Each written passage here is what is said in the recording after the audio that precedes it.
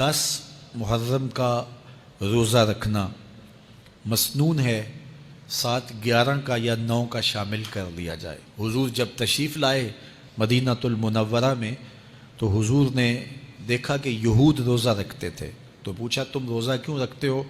تو انہوں نے کہا کہ حضرت موسیٰ علیہ السلام کو قبطیوں سے اس دن نجات ملی تھی۔ تو فرمایا حضرت موسیٰ علیہ السلام کا حق ہمارے اوپر زیادہ ہے۔ تو حضور نے روزہ رکھا اور پھر فرمایا کہ اگلے سال اللہ نے چاہا تو ہم ساتھ ایک روزہ اور شامل کریں گے، تاکہ ان سے مشابہت نہ ہو جائے۔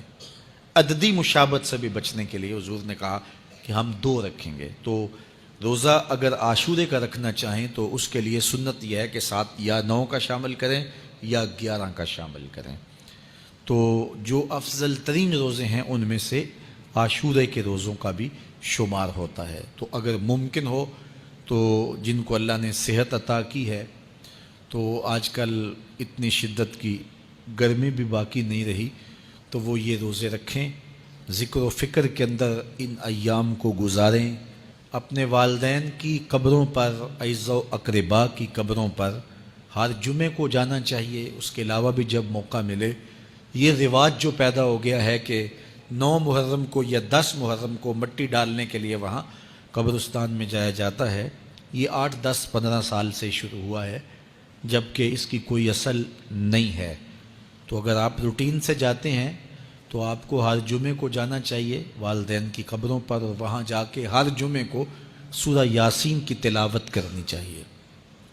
تو سال کے بعد صرف 10 محرم کو یا 9 محرم کو جانا، یہ بہرحال اس دور کی ایجاد ہے، یہ کوئی مسنون نہیں ہے اور یہ کوئی سنت نہیں ہے۔ تو روٹین سے اگر کوئی جانے والا ہے تو چلا جاتا ہے تو کوئی حرج نہیں ہے۔ تو باقی یہ بڑے اشرف ایام ہیں، بابرکت ایام ہیں، اور ان کو بہت ساری نسبتیں حاصل ہیں۔ حضرت امام حسین رضی اللہ تعالی عنہ کی شہادت کے ساتھ یوم عاشور کو نسبت حاصل ہے، اور اس کے علاوہ بھی بہت سارے عالی مرتبت جو ہے وہ ہستیوں کے وصال کا دن بھی ہے، اور بہت سارے واقعات اس دن جو ہے وہ روح پذیر ہوئے ہیں۔ تو یہ اس لحاظ سے بہت ہی بابرکت اور جو ہے وہ مبارک یوم ہے۔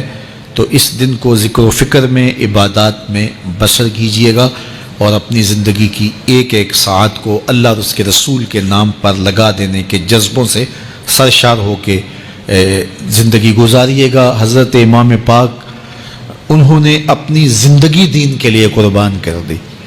تو یہ 10 محرم ہمیں سبق دیتا ہے، اور ہم اس دن عہد کرتے ہیں اگر انہوں نے اپنے بچے بھی قربان کر دیے اور اپنی اولادیں بھی بھوک اور پیاس میں قربان کر دیں، تو ہم بھی یہ عزم کریں اس دن کہ ہم اپنی ساری زندگی حضور کے نام لگائیں گے، حضور کے دین کے نام لگائیں گے۔